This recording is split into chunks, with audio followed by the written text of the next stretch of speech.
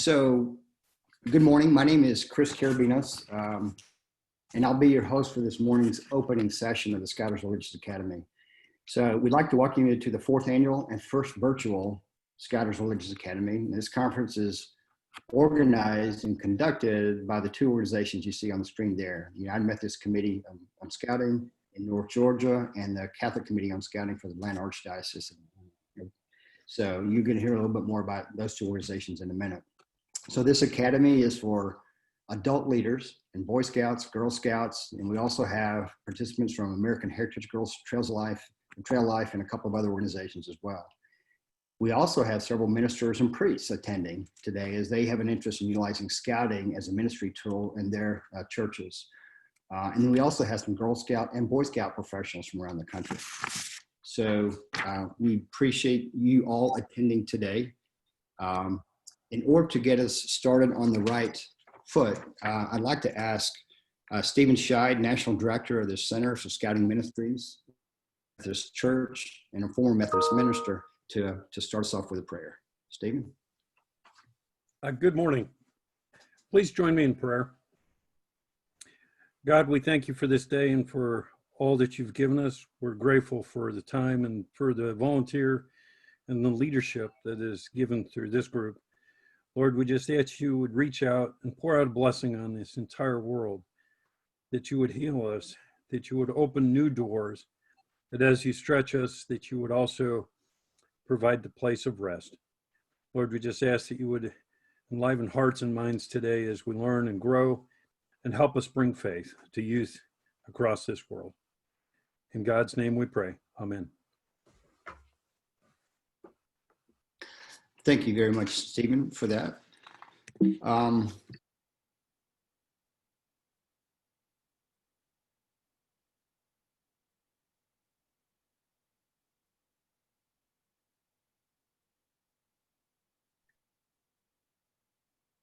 Chris, you're muted again. There you go. I know, some weird thing going on. Sorry about that. So now I'd like to ask Cara Ball, with the, she's Director of Faith Relationships for the Girl Scouts USA, to lead us in the Pledge of Allegiance. And feel free to join in yourselves. Thank you, Chris. Please join me in the Pledge of Allegiance. I pledge allegiance to the flag of the United States of America and to the republic for which it stands, one nation, under God, indivisible, with liberty and justice for all. Thank you, Cara. Appreciate that very much. And while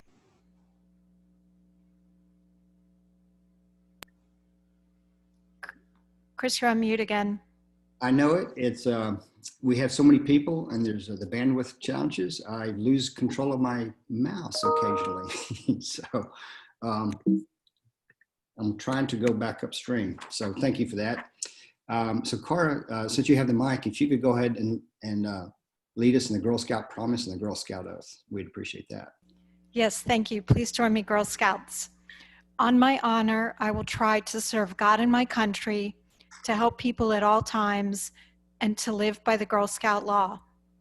I will do my best to be honest and fair, friendly and helpful, considerate and caring, courageous and strong, and responsible for what I say and do, and to respect myself and others, respect authority, use resources wisely, make the world a better place, and be a sister to every Girl Scout. Thank you, Cara. And now I'd like to ask Bill Leach, Chair of the Catholic Committee on Scouting for the Archdiocese of Atlanta, to recite the Boy Scout Oath and Law. On my honor, I will do my best to do my duty to God and my country, to obey the Scout law, to help other people at all times, to keep myself physically strong, mentally awake, and morally straight. Go ahead. A Scout is trustworthy, loyal, helpful, friendly, courteous, kind, obedient, cheerful, thrifty, brave, clean, and reverent. Thank you, Bill.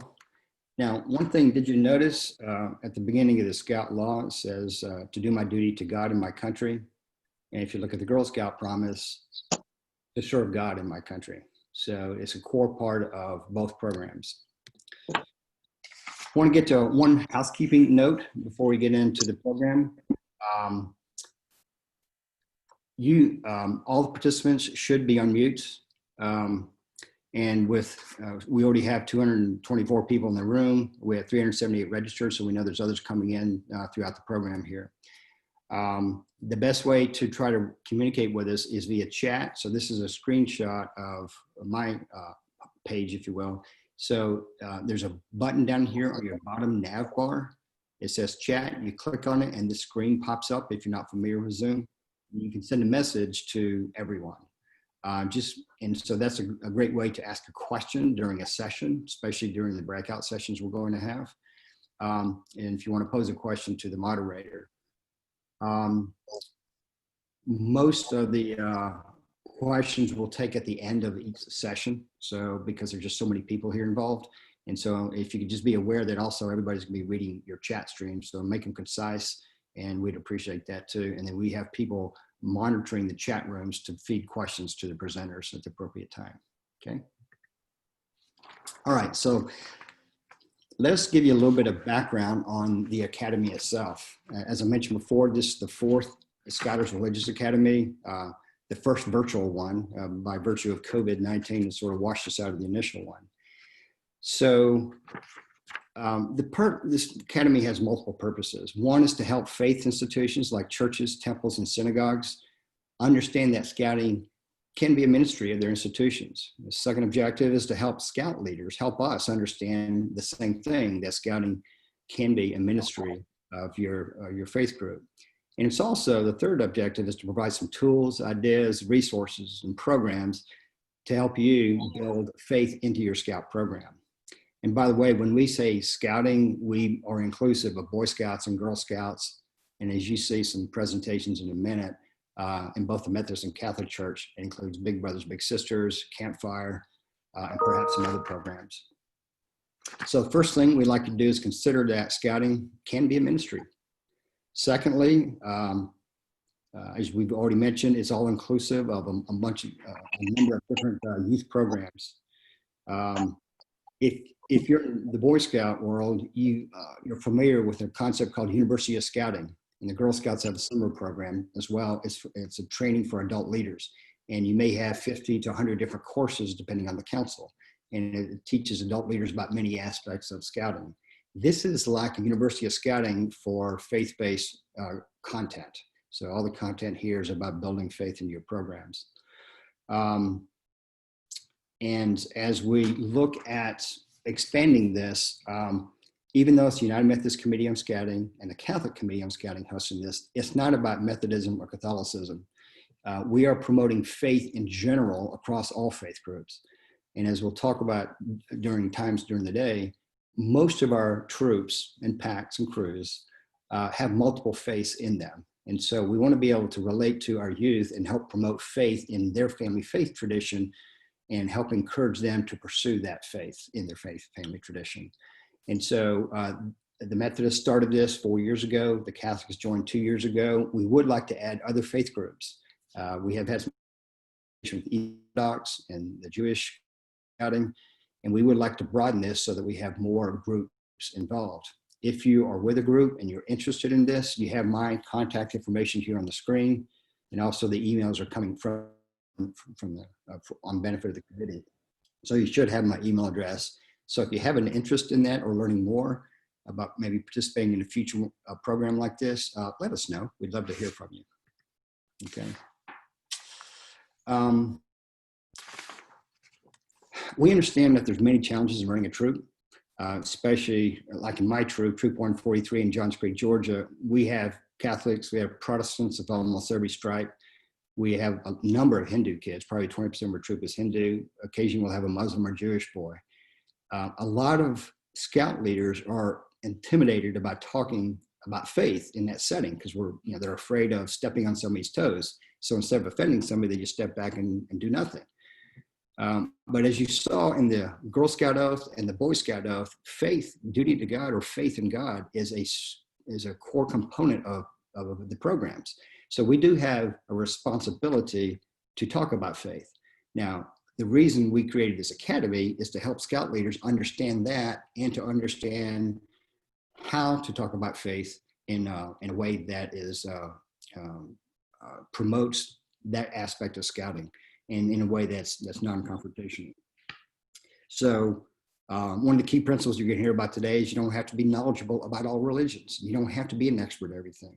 You may be an expert in your faith, but you want to be a little bit knowledgeable about the other faiths, just to communicate with the youth, the boys and the girls, in those faith groups in your packs and troops. So, for example, in Johns Creek United Methodist, they offer the Pray or the Protestant Religious Emblem Program. St. Benedict's Catholic Church, about 2 miles away, they offer Adulatory Day and Pope Pius XII and all the Catholic religious emblem programs. And so we send our scouts to the other church, the ones that are based on their faith. There's also a Hindu temple and a Jewish synagogue nearby that have their programs. So we send our kids to each other. And so that's the kind of coordination that was really helpful to help make sure that all of our scouts are receiving the faith walk that they're due. So today we're offering 10 sessions, and hopefully you can walk away with 2 or 3 key ideas. We'd love for you to get more, but if you could just walk away with 2 or 3 that affect your troop or your pack or your district or your council, that would be huge. So all the presentations that you're seeing today are saved in a Dropbox folder. We'll send an email to you at the end of the day that has a link and invitation to that Dropbox folder. And you are welcome to download them and to share them widely, like in any good Scout tradition. We're also recording this, just so that you know. We're recording this in the other room, and we're going to trim the content so they're each 55-minute sessions. And we'll put those in a YouTube channel in maybe 2 to 4 weeks, but we'll go ahead and send another email out when those are ready with a link to that channel so you guys can listen to it and share it with others. Okay, great.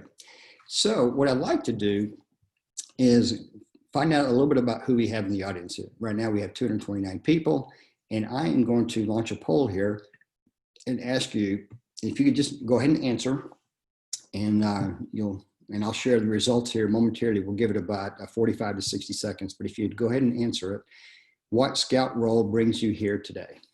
Whether you're a volunteer Scout leader, particularly a Scout coordinator, Girl Scout or Boy Scout coordinator, if you're clergy, you may be just a religious emblems counselor, you could be a chaplain.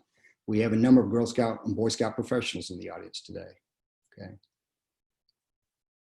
Now see, we have about 80 people already answered. We're over 100. This is excellent. Okay.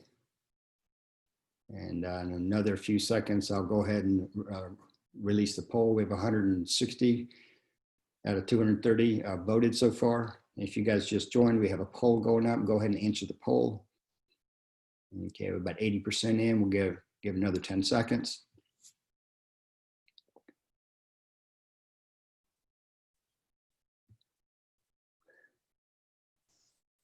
Okay, we're at 85%. So I'm gonna go ahead and end the poll, and we'll share here. So 34% of you are Scout leaders, Scoutmaster, Cub Master, Girl Scout troop leader. 29% are religious emblem counselors. That's excellent. 23% are district or Scout leaders. Excellent. Okay, and if you scroll down, there's actually some more categories. You can see 16% are parents or faith leaders. Okay. Okay, and we have 6 clergies, priests, rabbis here today too, so excellent. Excuse me, I thought I had shared it. I haven't, and I've lost my mouse. Give me 1 second. Okay, are you seeing that now? If one of the staff members could respond. Are you guys seeing the poll? Yes, Chris. Yes. Did. Right, okay. Okay. No, I'm not. Go ahead. And now I'm gonna go to poll number 2. And this poll is, what is your faith? And so you should see this here.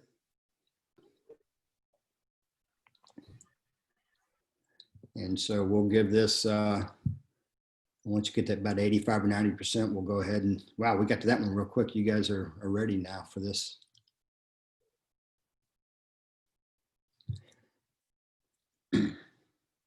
Okay.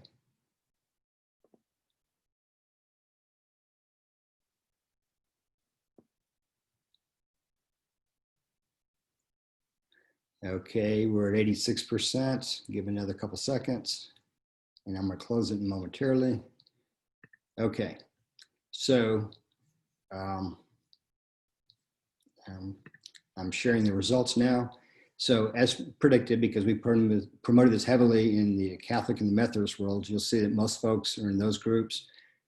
We do have a couple of other faith groups, Hindu, Judaism, Buddhism. So that's good that we have some representation there.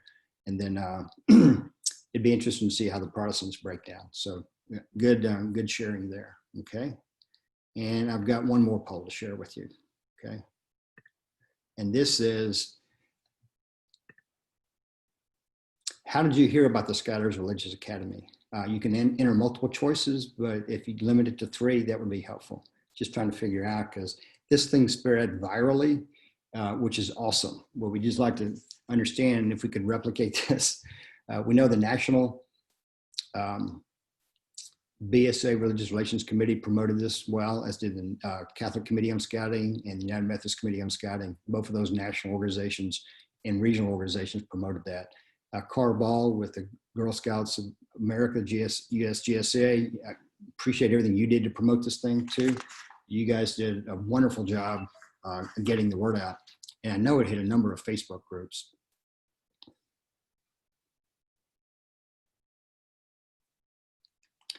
Okay, give this a couple more seconds here. Okay.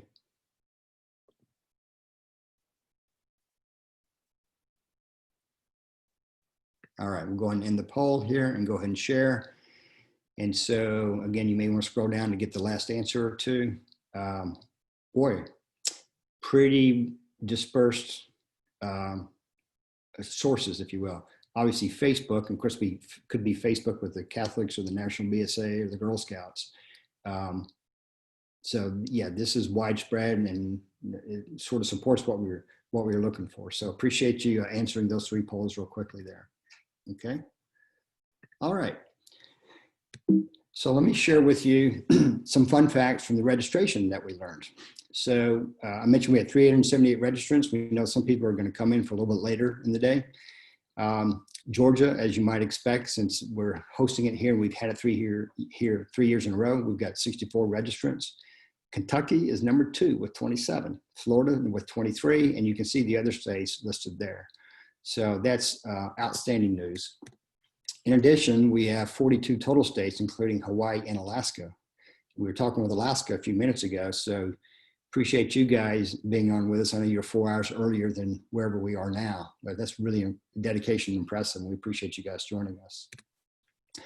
In addition, we have 5 European countries with us: Austria, Germany, Ireland, Italy, and Switzerland, which is amazing.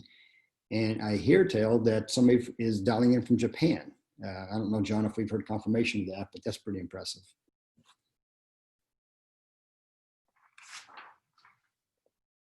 So what I'd like to do now is give you a little bit of background on the 2 organizations that are hosting this, so that you know where we're coming from and what our credentials are, but also so you can understand how scouting works in one part of the country.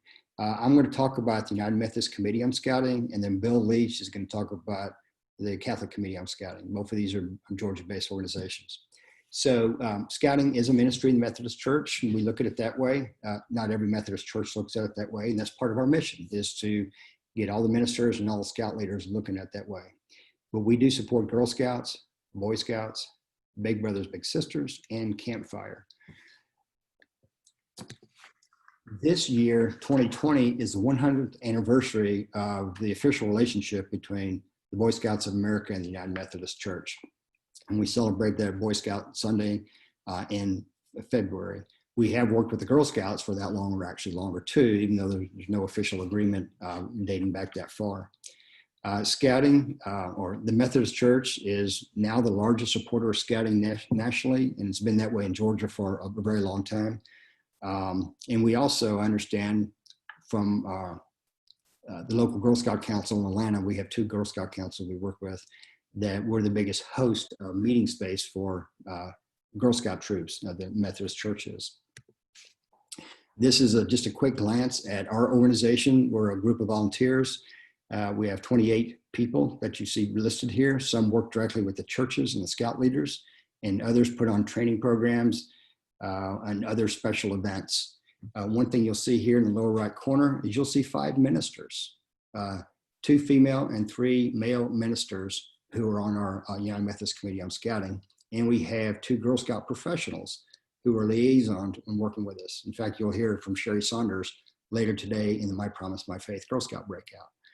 So we are blessed to have this incredible support, and so it gives us a lot of opportunity to work directly with churches and scout leaders about building faith. Just a couple of quick stats. In North Georgia, we have almost 22,000 youth that are either sponsored by or meet at Methodist churches. So out of our 833 churches, we have 316 that have at least one or the other meeting on the property. So about 39% of all of our churches.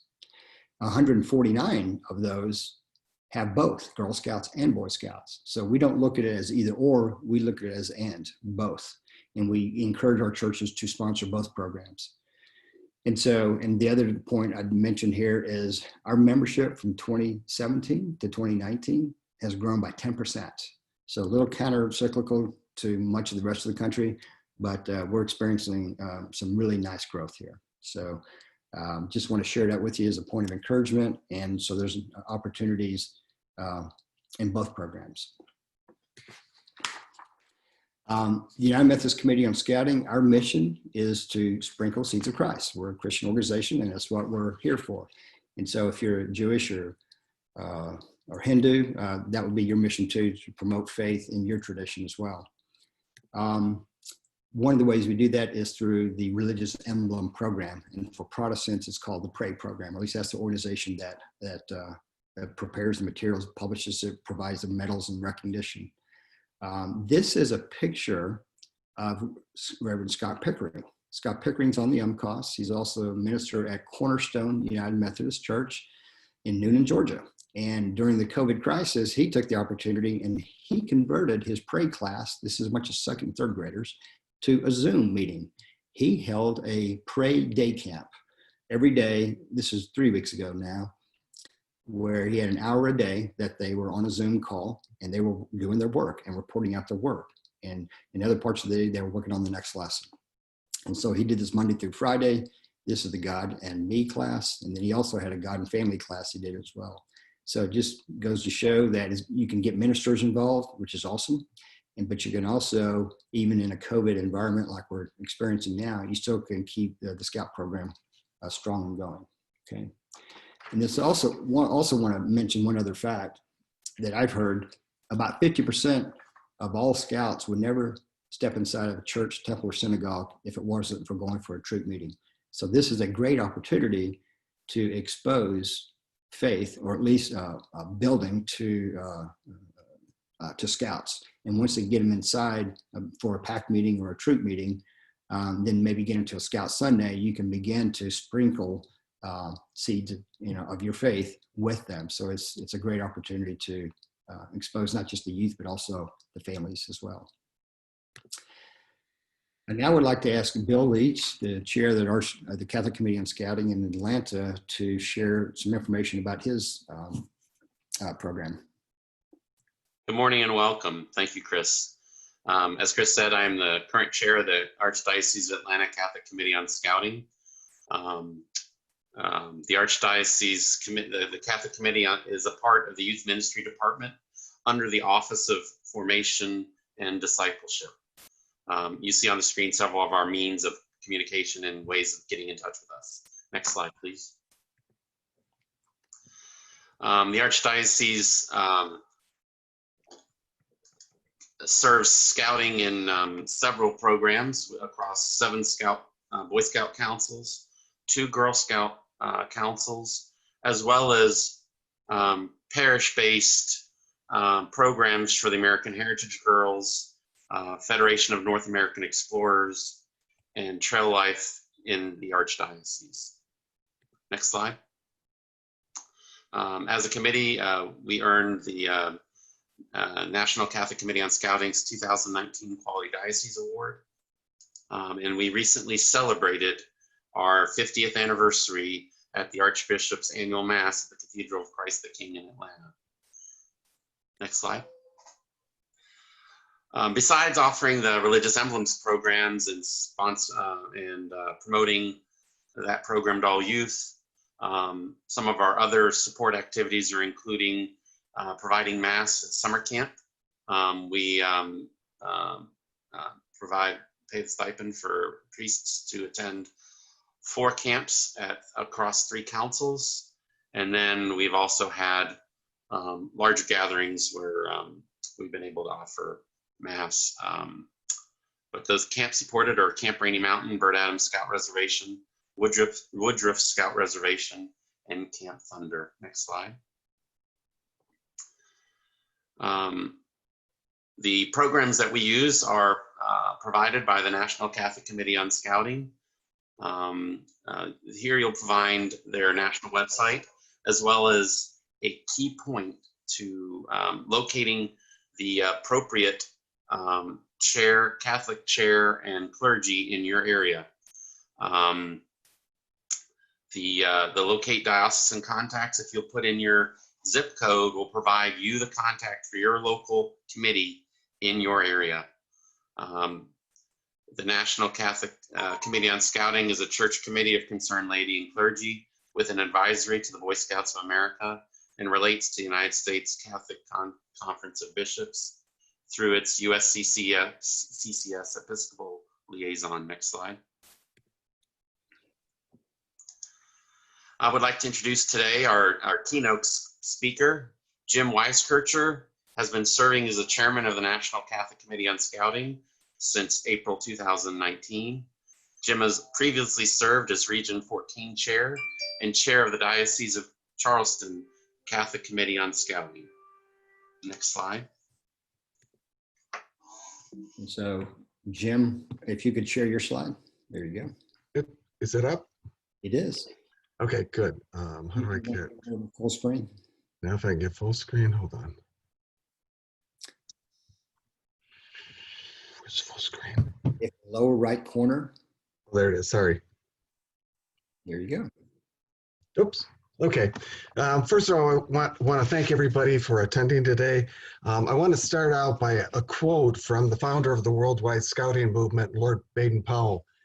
Development of outlook naturally begins with the respect for God, reverence to God, and reverence for one's neighbor, and reverence of oneself as a servant of God. Each of you are here today because you believe in scouting as a youth ministry. This picture represents the result of a good, strong diocesan committee on scouting.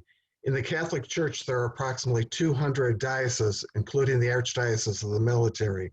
And of those, 80 to 90% of the dioceses support all scouting units in their area.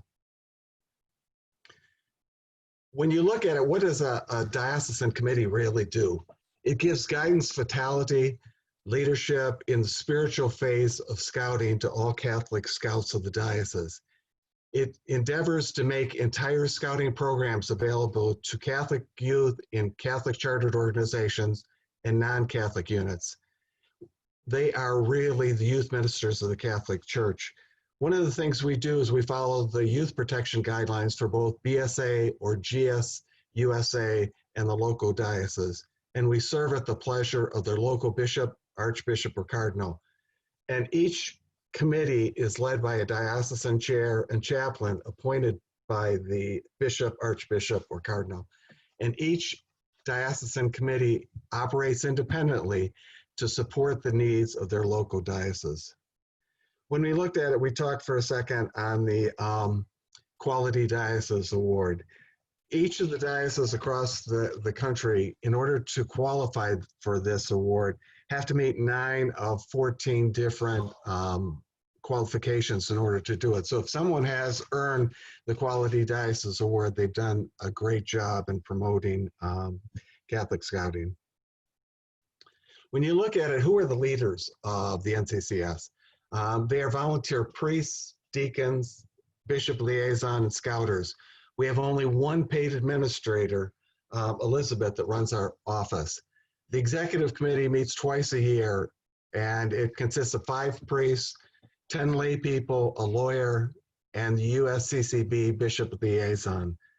The executive board actually meets once a year, and they consist of the executive committee we just talked about, and then 15 regional chairs and regional chaplains, and also 5 at-large members. So when you're looking at the voting membership on programs, there's almost 50 people involved and 20 priests involved in the program. And then for the voting members for different positions of regional chairs and regional chaplains, those are the 200 diocesan chairs and diocesan chaplains around the country. The purpose of the NCCS is to utilize and ensure the constructive use of the programs of the Boy Scouts of America as a viable form of youth ministry with Catholic youth of our country. And what we seek to do is to sustain and strengthen the relationship between the BSA and the Catholic Church, and most importantly, to work cooperatively with the National Federation for Catholic Youth Ministry, the NFCYM, and various other groups involved in youth ministry. When you look at the religious emblems that are done for the girls, for the Girl Scouts and American Heritage Girls, that's all done through the NFCYM. So we work cooperatively with that, and we attend their meetings as well. So there is a cooperation between the groups in Catholic Scouting. One of the things with the BSA relationship to faith-based organization, Scouting is not something that a religious group sponsors for the Boy Scouts of America. Scouting is a resource, a way to help with youth outreach. A religious organization provides the Scouting program according to its own principles and the recognized ideas and practicing of Scouting. And what we really are looking at here is we don't want just the Catholic Church to be sponsoring a unit just to allow them to use the property. What we expect them to do is we expect them to promote the religious emblems programs and the religious faith programs to all the different faiths within their organization, so that if they've got scouts from multiple areas, we expect them to promote the religious emblems. One of the saddest moments of my life is to sit on an Eagle board and to see that a scout doesn't have its knot, to have their religious emblems knot. And you ask them, why haven't you earned your religious emblem? And their question is, I've never heard of it before. And that to me is a failure of us as leaders when that happens. A little history, the worldwide scouting movement started in 1907 by Lord Baden-Powell out of England. In 1910, the Boy Scouts of America was founded. 1910, the first Catholic troop was established in St. Paul, Minnesota. In 1922, the Catholic Committee on Scouting was founded by actually a group of priests. 1933, our first plan of cooperation between the BSA and Catholic Committee. And then in 1939, Adotari Day emblem was approved by the bishops and the Boy Scouts to be worn on the uniform, the first of any religion. And with Adotari Day back then, the requirements were that you had to spend 150 hours of service on the altar as an altar boy, serving for Mass. And over 425,000 Adotari Days have been earned since 1939. In the Catholic Church, in the last 5 years, of the priests that have been ordained, 30% of them indicated that they were involved in scouting as youth. So that's why it's extremely important to us. And on the right-hand side, you actually see the only Catholic religious emblem painting that was ever done by an ecclesiastical painter. And it's actually Christ on the altar pointing to the scout, and it's pointing to his Adotari Day emblem and pointing upwards. And when he's pointing upwards, it's an age progression of the scout, and Christ is calling him to become a priest. When you look at it, we have 14 regions across the country that are aligned to the USCCB regions. We also have one additional region, which is for our Eastern Rite churches, so that we actually have 15 15 regions in the National Catholic Committee on Scouting. Each of them has a chair and a chaplain. And in the Catholic faith, to be a chaplain, you have to be either a priest or a deacon. Because of the confusion, if you're in a Catholic unit, you cannot wear a chaplain's patch if you're not a Catholic priest or a Catholic deacon. That's just one of the things. I guess with the Catholic Church, they believe that if it takes 5 years for a deacon to become a deacon and takes anywhere from 8 to 12 years to a priest, there should be some differentiation. So if you're a lay person, you can wear a chaplain's aid in the troop. When you look at it, we meet once a year, and when we have committees and stuff, we meet in order to improve our programming. And there's actually, at our annual meetings, there's usually about 100 people that come. At our biennial meetings, which are held in the off year, there's usually about 140 people, 130 to 140 people. So what happens at each of these is these committees meet and they work on the programming of the Catholic Committee on Scouting. When you look at some of them, like the Chaplains Committee, the chaplains are responsible for three Philmont Catholic chaplains are on staff every week at Philmont. And that is actually paid for by the National Catholic Committee on Scouting. Other groups are paid for by Philmont. We actually believe that it's a part of our mission to do that. We also pay for the vehicles at Philmont. We pay for the National Scout Jamboree chaplains. We pay for NOAC. So the Chaplains Committee do an incredible job across the nation. One of the great things that we do is not only do we have the religious emblems program that we're all here for, we also have the religious activities that are open to anyone, whether it's Girl Scouts, Boy Scouts, American Heritage Girls, the religious, your RE group. It's actually open to anyone. It can be a family activity, it can be a troop activity. So what the basic idea is to grow in your faith through the activities. And the goal is to share the lives of several saints so that the youth might relate to what these people have done and may look to these individuals as role models. Each of it is age appropriate, the entire thing, and you can order online and you don't need to send the completed forms in. This is just one of the requirements for Mother Teresa, just to give you an idea of what happens within them. You know, like when you look at it, 1st through 5th grade, you have to complete 4 requirements and 2 activities. 6 through 12, you complete 5 requirements and 3 activities. And when you look at it, it's really performing the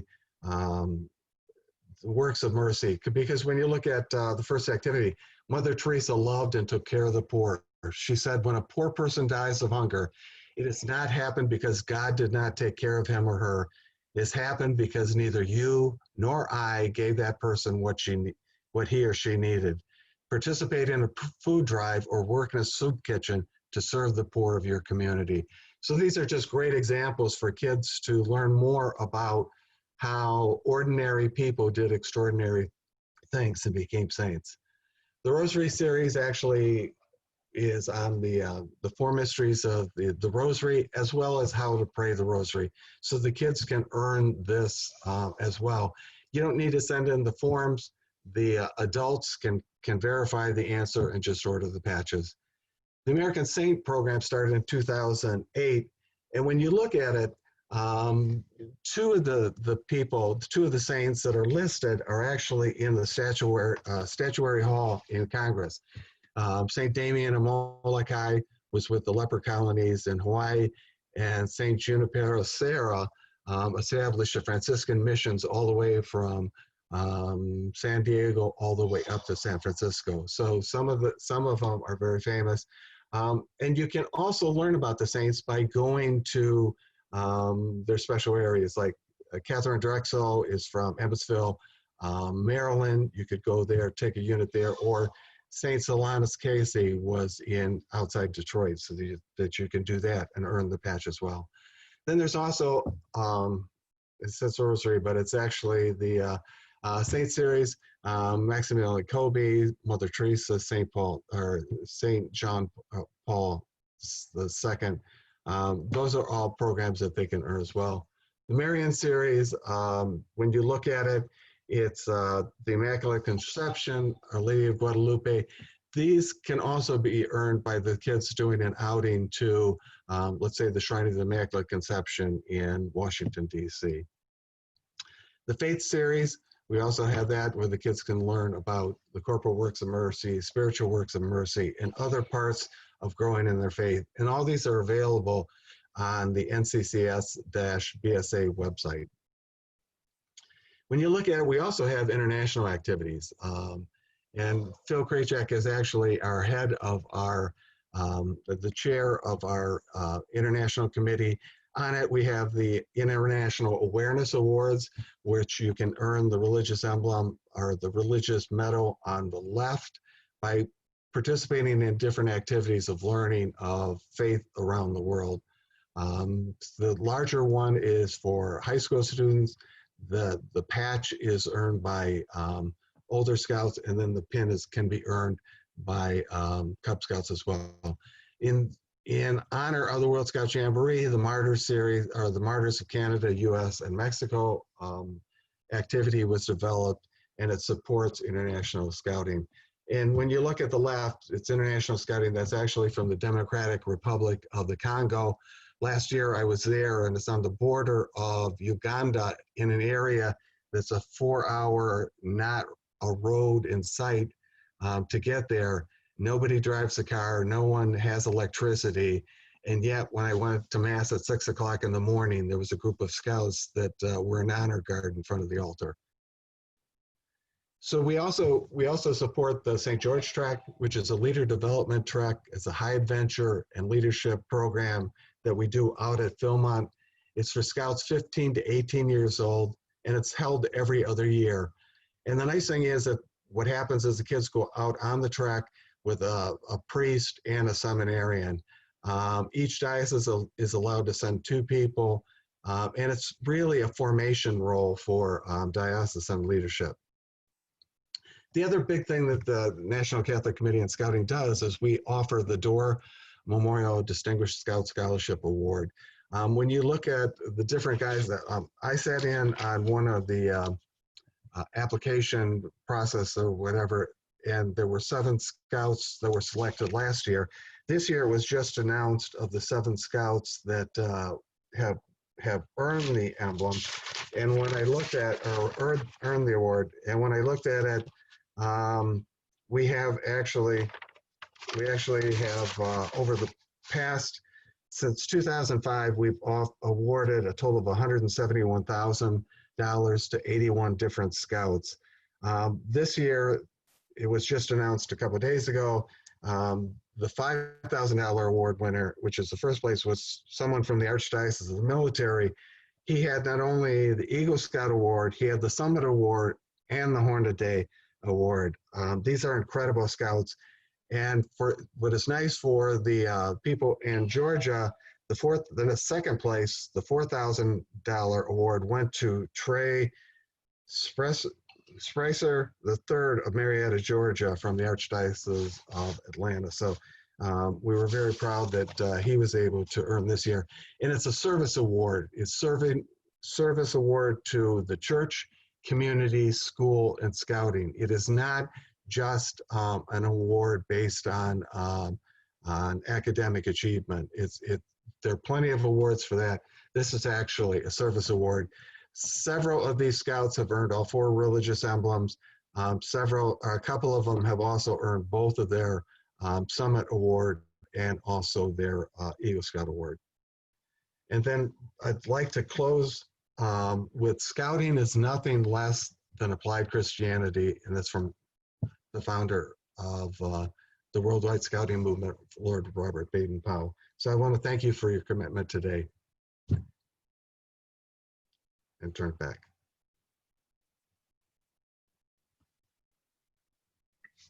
Excellent. Thank you very much, Jim. That was very informative. I learned a lot. I always do every time I listen to you.